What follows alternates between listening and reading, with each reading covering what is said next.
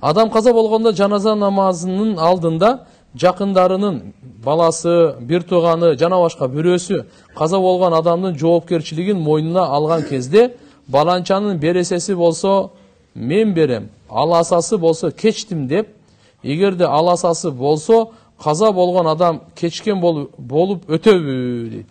Аллах акбар, жакшы неме кылыңыз. Мындай бол, туугандар.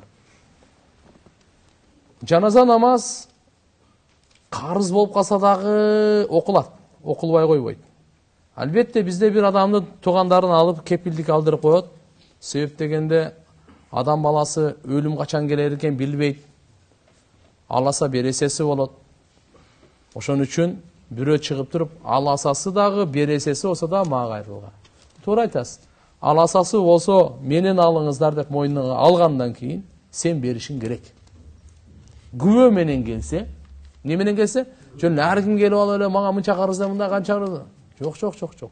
Баары далилденип келсе, ошон үчүн менен аласыздар деп мойнуңузга алгандан кийин сиз беришиңиз керек.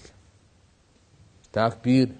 Эми буга ким бересе болсо биз аны кечирдик десечи, бул кечиргенге булардын акысы жок, туура айтат. Ал өтүп кетти да. Ал кайтарып бериш керек, ал мураска бөлүнүш керек. Кечире албайт аны. Мен ушул суроого мен чын айтсам мендер көңүл бурган эмес экен. Алла разы болсун ким суроо берсе да. Бирок караңыз, ал киши өтүп кетти. Ошого карыз эле Эшматка $5000 карыз эле Ташмат. Эшмат өтүп кетти. Бияктан эмре чыгып алып туруп, биз аны кечирдик деп атат.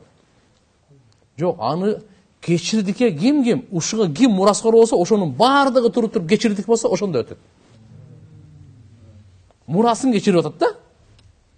Түшүндүңбү? Өлүктүн ата-энеси, аялы, 2 баласы, 2 уулу, 3 кызы, баардыгы биз өзүнүн акыбыздан все кечтик. Ана ошондо өтөт. Жалгыз, тем более бир тууганы алтырды биз кечтик деген акысы жок ал. Ага мурас тийбейт, каяктан кечет ал? Ал кайтарып бериш керек, ал мураска келиш керек. Намаз убакыты болуп калдыбы? Убакыт барбы бизде?